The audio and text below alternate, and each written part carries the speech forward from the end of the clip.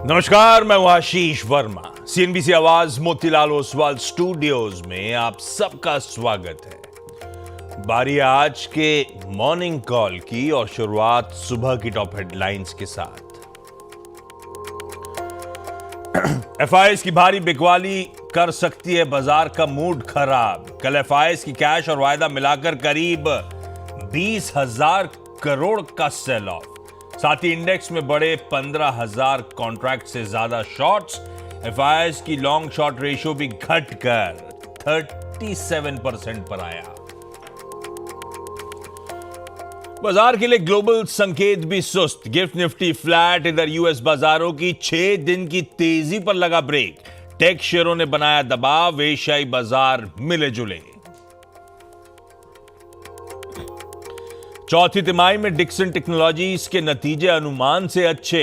250 करोड़ रुपए के exceptional gain के चलते मुनाफा करीब 400% बढ़ा। आय और मार्जिन भी उम्मीद से बेहतर।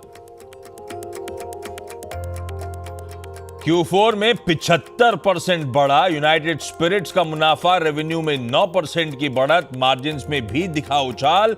वहीं 11% बढ़ा टोरेंट फार्मा का प्रॉफिट। मार्जिन्स में भी दिखा इंप्रूवमेंट। आ जाएंगे निफ्टी की 2 कंपनियां, इंडसइंड बैंक और ओएनजीसी के रिजल्ट्स। 7% घट सकती है इंडसइंड बैंक की ब्याज से कमाई। मुनाफे से घाटे में आ सकता है बैंक। साथ ही इंडिगो, कोलगेट समेत वायदा की 6 कंपनियों के रिजल्ट्स का भी रहेगा इंतजार। केपीआर मिल्स में आज 1200 करोड़ रुपए की ब्लॉक डील संभव। 3.2% हिस्सा बेच सकते हैं प्रमोटर्स। सीएमपी से 10% डिस्काउंट पर 1107 रुपए प्रति शेयर है फ्लोर प्राइस। सीएनबीसी आवाज एक्सक्लूसिव। और जून सीरीज से वायदा में 2 नए शेयर, ब्लू स्टार और फर्स्ट सोर्स सॉल्यूशंस की होगी एंट्री। 30 मई से शुरू होंगे एफएनओ कॉन्ट्रैक्ट्स।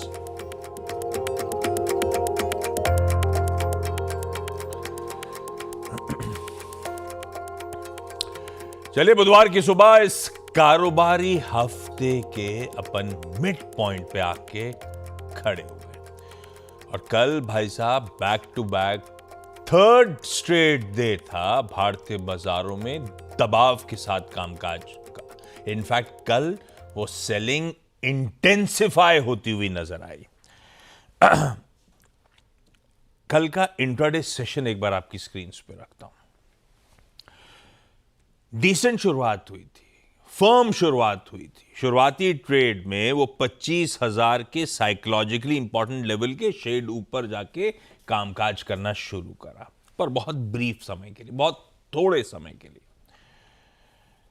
वो 25,000 के स्तरों पे टिक नहीं पाए। उन रेजिस्टेंस लेवल से दबाव बढ़ना शुरू हुआ, सेलिंग प्रेशर माउंट हुआ। वो मिड सेशन का समय था जब क्रिटिकल थे उस 24,850, 24,800 के की सपोर्ट लेवल, जिसको डिफेंड करने की जरूरत थी। पर मिड सेशन में वो लेवल्स वायलेट हुए। उसके बाद लैटर हाफ में सेलिंग प्रेशर और इंटेंसिफाई हुआ जब वो की सपोर्ट लेवल्स टूटे। और फाइनली दिन के लोस पे जाके 1% से ज्यादा दबाव के साथ सेशन की समाप्ति हुई। खुले कहां थे? हरे में। कहां जाके बंद हुए? एक तगड़ी रेड बार, रेड कैंडल कल हमने खड़ी कर दी है। 2 रीजंस हो सकते हैं, ऐसा कहा जा रहा था। एक हो सकता है जापान के बॉन्ड सेल ऑफ, वहां की बॉन्ड यील्ड्स में उछाल। भाई ठीक बात है, ग्लोबल अनसर्टेनिटी बढ़ती है उसके चलते। पर अगर ऐसा था तो हमारे एशियन पीयर्स क्यों ग्रीन में बंद हुए? इवन जापान का बाजार कल क्यों फ्लैट ही सही लेकिन हरे में बंद होता हुआ नजर आया? तो ये रीजन नहीं हो सकता। दूसरा, कोविड केसेस बढ़ना, उनका रिसर्जेंस, खासकर साउथ ईस्ट एशिया में, खासकर सिंगापुर, हांगकांग में। कल हांगकांग के बाजार 1.5% ऊपर बंद हुए। सिंगापुर का स्ट्रेट टाइम्स इन ग्रीन बंद होता हुआ नजर आया था। तो ये ग्लोबल फैक्टर्स एट प्ले नहीं थे। हाँ, हो सकता है हिंदुस्तान में भी कोविड का कुछ रिसर्जेंस हो रहा है, एक रीजन, या हो सकता है जरूरी नहीं हमेशा कोई रीजन के साथ गिर रहे हो सकता है थकावट हो, एग्जॉशन हो, मुनाफा वसूली आ रही हो। पर हां, कल रिस्क ऑफ तगड़ा था, सारे सेक्टोरल पॉकेट्स लाल में बंद हुए। दूसरी दिक्कत, ब्रेथ अब तक अपने लिए हाईलाइट थी रोज सुबह की चर्चा की, कल वो ब्रेथ भी डिटोरिएट हो गई। 6 दिन से मिड कैप स्मॉल कैप इन ग्रीन बंद हो रहे थे, कल डिटोरिएटेड ब्रेथ आपकी स्क्रीन पर 2:5, मतलब 7 में 5 इन रेड थे, केवल 2 स्टॉक इन ग्रीन ट्रेड कर रहे थे। तो मुनाफा वसूली अक्रॉस द बोर्ड आई।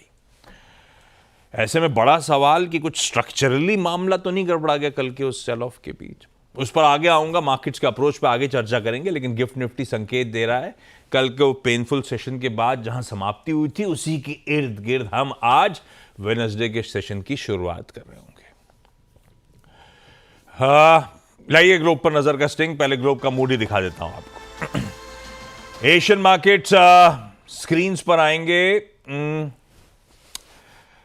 मिला जुला सा कामकाज है एशिया का, और प्लेट फ्लिप होगी तो यूएस का हैंडओवर। कल जब हम बंद हो रहे थे, इंडिकेशंस थे कि यूएस फाइनली वीक होगा। 1/4 से आधे % के दबाव के इंडिकेशंस थे। एक्चुअल सेशन में भी 1/4 से 1/3% का दबाव ही देखने को मिला। थोड़ा बहुत ठीक, लेकिन उतना ही मोटा मोटी दबाव। तो आज बच्चे रही सही कसर, आज सुबह के फ्यूचर्स फ्लैट पड़े हुए हैं।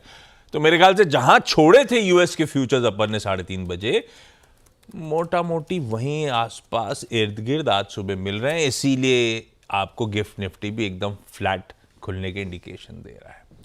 पर ओवरनाइट हुआ क्या क्या, मामला है क्या, सब हरमाज से समझ लिया जाए। हरमाज भाई साहब, गुड मॉर्निंग। कैसा मूड और कैसे क्यूज? गुड मॉर्निंग आशीष। आप एग्जॉशन की बात कर रहे थे, वो वॉल स्ट्रीट पर भी प्ले आउट हो रहा है, मगर कल जिस भी 6 दिन की तेजी 6 दिन की तेजी थी, और जिस तरह की हम कल भी चर्चा कर रहे थे कि भले निचले स्तर आए लेकिन निचले स्तरों से थोड़ी सी खरीदारी देखने में मिलेगी, और कल भी वैसा ही हुआ।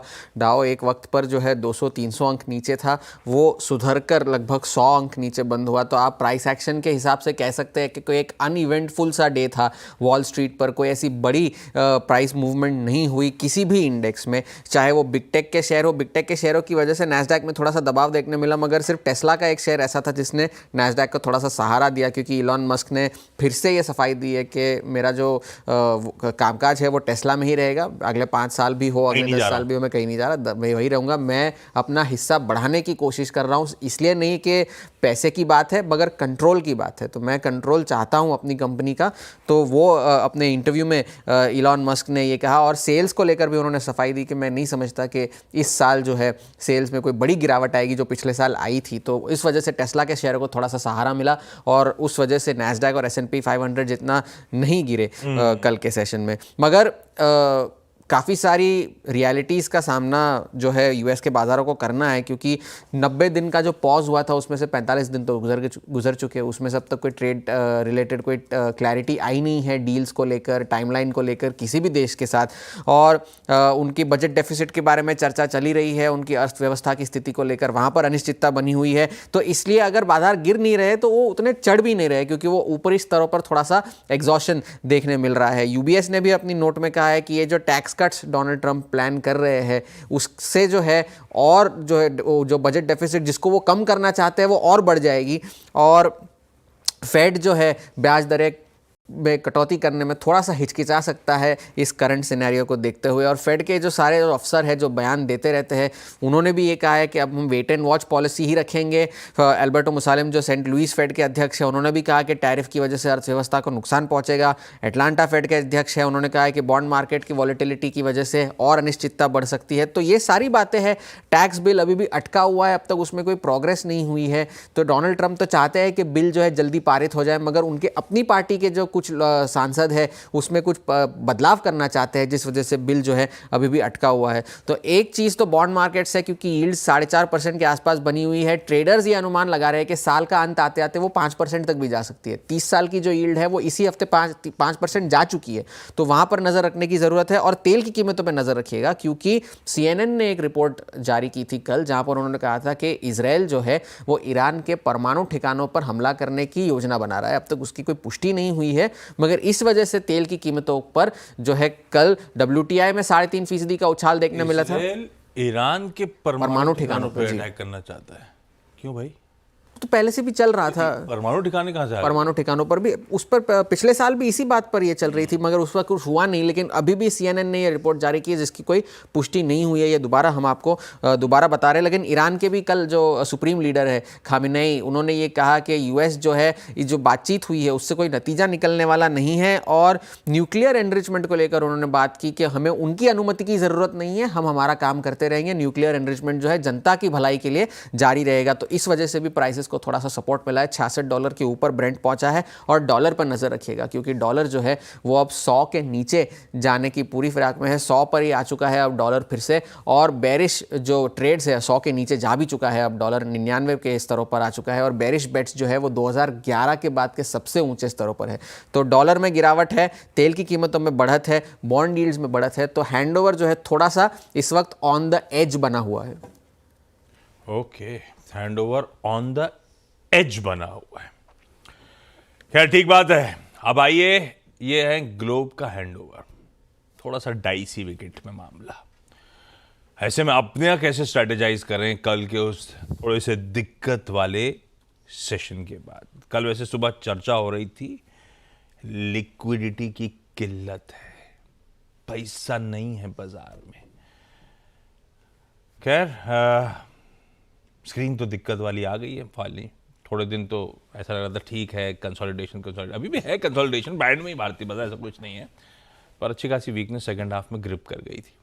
वीरू, ऐसे में डेटा पॉइंट कहता क्या है, मूड है कैसा, और क्या अप्रोच करा जाए अब कल के उस सेशन के बाद? रणनीति में कुछ बदलाव है क्या? Good morning Ashish. देखिए आशीष, FIs का मैसेज बहुत क्लियर था कल के सेशन में भी, परसों के सेशन में। जनाब मैं तो पैसा डालूंगा नहीं इस वक्त, न कैश में न इंडेक्स लॉन्ग। तो कल जब स्टैट्स हम डिस्कस कर रहे थे इसी वक्त, वो क्लियरली चीज़ विजिबल थी। वो कैश मार्केट में सेलर थे, वो इंडेक्स पे शॉर्ट थे, वो कॉल राइटर्स थे। तो लैक ऑफ बाइंग थी। 25,000 के ऊपर टिकना, ये हम सुबह कल बात कर रहे थे कि as of now in these circumstances looks difficult. But lack of buying इतने बड़ी सेलिंग में तब्दील हो जाएगी, ये थोड़ा सा सरप्राइज पैकेज था, no doubt for me as well. And reasoning जब हम तलाशने गए, चाहे वो जापान वाला फैक्टर हो या फिर Covid factor, what ever it is, अभी तक हमें क्लियर नहीं था। खैर मैसेज क्लियर है in terms of averages, in terms of liquidity, कि ये बाजार कल तंग था और हैवी सेलिंग के बीच में तंग था। और क्या तोड़ दिया? First average 10 day exponential average. Ashish, कल मैंने एक अटेम्प्ट लिया था बाय करने का closer to 847, 24,847 with stop loss of 800, 790। वो भी फेल हो गया, वो स्टॉप लॉस ट्रिगर हो गया था। फाइनली एक बेस पे एक अटेम्प्ट लिया था। 10 डे मां कल टूटा है, तो आपको उसको एक्सेप्ट करना पड़ेगा। 10 डे मां टूट गया आपका। निफ्टी बैंक पे भी 10 डे मां टूटा। अब आते हैं इंस्टीट्यूशंस पे। कैश की बड़ी सेलिंग, और it's I think huge selling Ashish. लगभग 10,000 करोड़ रुपए की FIs की कैश में सेलिंग, 6700 करोड़ रुपए की DIs की बाइंग, 2784 करोड़ रुपए का FIs ने इंडेक्स बेचा, 9,000 लॉन्ग काट लिए, 6,000 कॉन्ट्रैक्ट शॉर्ट थे। इसका मतलब ये है कि now they are having approximately 37,000 contract short Ashish. 37,000 contract short है, और स्टॉक फ्यूचर्स पे भी उनकी तरफ से करीब करीब 4,032 करोड़ की बिकवाली। तो huge selling. Lack of buying अब कल सेलिंग में बदल गई, ये चीज समझिएगा। कल में क्या हुआ, और एक एवरेज टूट गया। तो कल ही के उस थ्रेशोल्ड पॉइंट को जिन्होंने शॉर्ट्स को कैपिटलाइज किया, स्टॉप लॉसेस को ट्रिगर किया, वो अपना रजिस्टर समझ लीजिए। क्या लेके आता हूं, 24,800 यहां से कॉल राइटर्स ने कल ग्रिप ली है। 24,800, 24,900 और 25,000, इन 3 स्ट्राइक्स पे। सिंपली इसका मतलब क्या हुआ, आप 10 डे मां के नीचे हैं, 25,25 1, 25,2 का कॉल राइटर अब नीचे आ गया 24,800, 24,900 और 25,000 पे। और पुट प्लेसमेंट याद रखिएगा, अब सबसे बड़ी है 24,500 पे। सबसे बड़ी पुट प्लेसमेंट 24,500 पे है। और ये फैक्ट कि 24,500 पे सबसे बड़ा OI कंसेंट्रेशन है, इसलिए भी महत्वपूर्ण हो जाता है क्योंकि बिलो 10 डे मां, 20 डे मां जहां प्लेस्ड है वो इसके नीचे है। That's comes around I think 24,416, 24,416 पे। कॉल राइटर्स लेके आइए किस तरीके से कल प्लेस थे। भाई गजब कन्विक्शन था उनके पास, मंडे को भी और ट्यूसडे को भी। लुक एट आउटस्टैंडिंग OI, 24,800 और 900 और 25,000, और पुट राइटर्स कहाँ पे चले गए? 24,500 पे। अब लेके आइए लेवल्स, आपकी स्क्रीन पे रेजिस्टेंस लेके आइएगा। सिंपली कह रहा हूं, मैं इंटरेस्टेड हायर लेवल्स पे लॉन्ग्स में अभी नहीं हूं। टिल द टाइम आप बहुत convincingly with strong stock futures in banking and auto and IT, जब तक कि आप 24,786 और 846 की ट्रैजेक्टरी को पार ना कर जाए, सस्टेन ना कर जाए। ये सस्टेन करेंगे तो मिल जाएगा सब कुछ ऊपर की तरफ 988, 25,045, but below RS1 it's a weak setup, collapsing tendency रहेगी, आपको शॉर्ट ट्रेड काम भी करेगा। और सपोर्ट के तौर पे क्या लेके आइए? बेस, महत्वपूर्ण बेस आता है 24,615 के जोन में, 613 के जोन में, और उसके बाद एट 510 एंड 466 एंड 416, ये क्या है? 20 डेमा की जोन है और पुट राइटर्स की जोन है। तो मैसेज क्लियर है, weakness to persist below RS1, play accordingly, check your trade at 613। अगर हम कल के लो को वायलेट कर रहे हैं तो यहां तक जा सकते हैं। 10 डेमा के नीचे जो जोन खुला हुआ है वो है 24,510 और 416 एज ऑफ नाउ, अगर हम RS1 को रीगेन नहीं कर रहे हैं। निफ्टी बैंक लेके आइए। दिक्कत का सबब कल HDFC बैंक ने शुरू किया था। इसने एक क्लियर मैसेज दिया था, जनाब, कि मैं हायर लेवल्स पे टिकने को मैं इंटरेस्टेड नहीं हूं, सेलिंग मेरी तरफ ही आ रही है। डे लो पे क्लोज हुआ। पुट, अच्छा इंटरेस्टिंगली अभी भी 55,000 पे स्ट्रॉन्ग पुट राइटिंग है और अभी भी कॉल राइटिंग 55,500 पे है। तो लेके आइए लेवल्स, बट याद रखिएगा हमने इस पुट राइटर के लेवल को कल गिव अप कर दिया, हमने इसे सरेंडर कर दिया, हमने इसे तोड़ दिया। लेवल्स लेके आइए। बिलो RS1 याद रखिएगा, जब तक आप RS1 के नीचे हैं अब वीकनेस परसिस्ट करेगी, प्ले अकॉर्डिंगली, शॉर्ट पुट जो भी लेना है आपको। बिलो RS1 वीकनेस परसिस्ट करेगी 55,087, 52,234।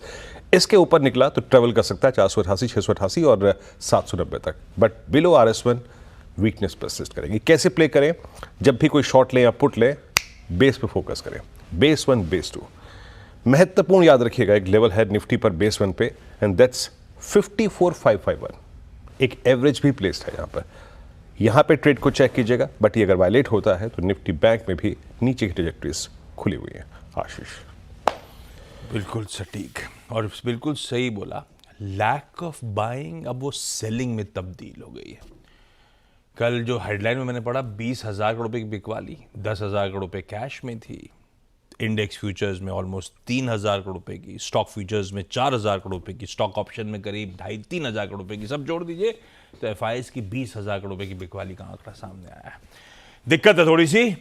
खैर चलिए अब आज की चकाचक चार्ट की तरफ बढ़ा जाए और प्रकाशगाबा.com के श्री प्रकाश गाबा सर आपको आपकी स्क्रीन पे नजर आएंगे। प्रकाश सर, पहली चीज, फ्राइडे को 12:27 पे चाचा भतीजा और निफ्टी है। अरे हाँ, यस, पिछले हफ्ते आप भूल गए थे, परिवार के लोगों को भूल गए थे। दूसरी चीज, आज के प्रेफर्ड पिक सर। बिल्कुल। Good morning to you. Veeru को भी गुड मॉर्निंग। वीरू ने कहा कि लैक ऑफ बाइंग, हम टेक्निकल एनालिस्ट मानते हैं market falls by its own weight, गिरता है जब बाइंग खत्म हो जाती है, तो वही हो रहा है यहाँ पर। स्टॉक जो चुने हैं दो और दोनों शॉर्ट। सबसे पहला चुना है सिप्ला, इसमें वीकनेस है, लोअर हाई बने हैं, इसमें वीकनेस है, काफी अंदर लो बंद हुआ है। इसका जो टेक्निकल टारगेट अंदर डाउन से 1430 और स्टॉप होगा 1462, तो सिप्ला में वीकनेस है। दूसरा स्टॉक है दिग्गज हीरो मोटर्स, यहाँ पर एग्जॉशन है, लैक ऑफ बाइंग, यहाँ पर falling bye its own wait, trade कर रहा है 4243 के आसपास, मेरे ख्याल से 4100 तक देखना चाहिए आपको। स्टॉप होगा 4300, हीरो मोटर्स। तो Cipla and hero both short. नहीं, गावा सर का दोनों बेच डाले उठा के। सिप्ला में एक सेल रिको 1462 के स्टॉप के साथ, लाइकवाइज हीरो मोटो का बिकवाली करने का कॉल, 4300 का स्टॉप लगाइए और मार्केट अपने ही वेट से दबा जा रहा है। Market falls by its own weight, बिल्कुल सही, ठीक है। दिक्कत है और वो स्टॉक जो ट्रेड के लिए सटीक बैठ रहे हैं वो आपकी स्क्रीन पे। गाबा सर अब 8 बजे के पैनल पे होंगे, तब डिटेल में और चर्चा होगी। Gaba sir, thank you so much सुबह सुबह जोड़ने के लिए। Thank you. क्विकली स्टॉक सी न्यूज के लिए कंचन के पास चला जाए। कंचन, बताएं। जी गुड मॉर्निंग। शुरुआत कर लेते हैं डिक्सन टेक्नोलॉजी के साथ। देखिए जब हमने इसका प्रीव्यू बनाया था तब भी बताया था कि नंबर्स यहाँ पे हमें अच्छे खासे आते हुए दिखाई देंगे और नंबर्स इतने अच्छे आए हैं कि स्ट्रीट की जो एक्सपेक्टेशन है उसको नंबर्स ने बीट कर दिया है। चाहे प्रॉफिट फ्रंट में ले लीजिए, रेवेन्यू, या चाहे तो आप ऑपरेशनल नंबर्स की तरफ देखिए तो नंबर्स काफ़ी ज़्यादा सस्टेनेबल दिखाई दे रहे हैं। अगर आप बात करेंगे एबिटा मार्जिन की तो पिछले कुछ क्वार्टर से एबिटा मार्जिन काफ़ी ज़्यादा स्टेबल कंपनी के दिखाई दे रहे हैं। इसके साथ ही साथ कंपनी को एक एक्सेप्शनल गेन भी हुआ है करीब 250 करोड़ का। फाइनल डिविडेंड कंपनी ने रेकमेंड कर दिया है 8 रुपए पर शेयर फिस्कल 24-25 के लिए। आगे चलते हैं और ग्लैंड फार्मा के नंबर्स की तरफ नजर डालते हैं। नंबर्स यहाँ पे हमें थोड़े से फीके दिखाई दिए। देखिए कंपनी का नेट प्रॉफिट, रेवेन्यू और जो एबिटा है वो गिरता हुआ दिखाई दिया। हालांकि मार्जिन्स यहाँ पे थोड़े से हमें सुधरते हुए नजर आए हैं। जो इनकी यूएस की सेल्स है वो हमें काफी सॉफ्टवेयर देखने को मिली है, जिसका सीधा सीधा इम्पैक्ट कंपनी के जो नंबर्स है वहां पे आता हुआ दिखाई दिया है। कंपनी ने रेकमेंड कर दिया है डिविडेंड 18 रुपए प्रति शेयर फिस्कल 25 के लिए। यूनाइटेड स्पिरिट्स के नंबर्स यहाँ पे काफी शानदार देखने को मिले हैं। नेट प्रॉफिट में, रेवेन्यू में, एबिटा में और मार्जिन्स में, दोनों ही जगह हमें अच्छी खासी एक ग्रोथ देखने को मिली है। जो इनका प्रेस्टीज एंड अबव का सेगमेंट है वहां पे हमें करीब 13% की ग्रोथ देखने को मिली है। वही जो इनकी एनएसवी ग्रोथ है और जो प्रीमियम सेगमेंट का ग्रोथ है वहां पे भी जो वॉल्यूम ग्रोथ है वो रोबस्ट साइड पे देखी गई है। साथ ही साथ जो आंध्र प्रदेश का मार्केट है वो रीओपन हुआ है, उसका सीधा सीधा जो बेनिफिट है कंपनी को आता हुआ दिखाई दिया है और वही रिफ्लेक्शन कंपनी के नंबर्स में इस टाइम पे हमें आता हुआ नजर आया है। टोरेंट फार्मा के नंबर्स की तरफ नजर डाली जाए तो नंबर्स हमें यहाँ पे भी काफी ज्यादा शानदार देखने को मिले हैं। कंपनी का जो नेट प्रॉफिट है 11% तक उछलता हुआ नजर आया है और जो कंपनी इस टाइम पे गाइडेंस दे रही है, जो मैनेजमेंट की तरफ से कमेंट्री आई है वो भी काफी ज्यादा ऑप्टिमिस्टिक। ओके, रखिए स्टॉक्स रडार पे आज की क्विकली ब्रोकरेज रिपोर्ट, बल्कि 2 मेंशन कर देता हूं, अब समझ में नहीं आ रहा कौन सा एक चुन। जाइडस लाइफ पे नोमुरा की खरीदारी करने की कॉल 1140 के टारगेट्स के साथ। कल का क्लोज था 883 का, यानी कि बढ़िया 30% का अपसाइड जाइडस लाइफ में नोमुरा को नजर आता है, रैशनल स्क्रीन्स पर है। दूसरी इंटरेस्टिंग थी क्योंकि डिफेंस स्टॉक्स कल रिजल्ट पे चर्चा हो रही थी इसलिए मेंशन कर रहा हूं। भारत इलेक्ट्रॉनिक्स पे मैक्वायरी की रिपोर्ट मेंटेन कर रहे हैं अपनी आउट परफॉर्मर की रेटिंग। पिछला टारगेट था 365 का, बढ़ा के 400 रुपए कर दिया है। तो अभी भी इस तेजी के बावजूद उनको 10% के आसपास का अपसाइड यहां पे नजर आ रहा है। क्विकली छोटा सा ब्रेक ले रहा हूं, ब्रेक के उस पार केडिया कमोडिटीज के अजय केडिया सर से बातचीत करनी है आज के कमोडिटी कॉल्स पे। केडिया साहब गुड मॉर्निंग, बस आ रहा हूं और साथ साथ आज का इवेंट्स कैलेंडर लेके लौटता हूं।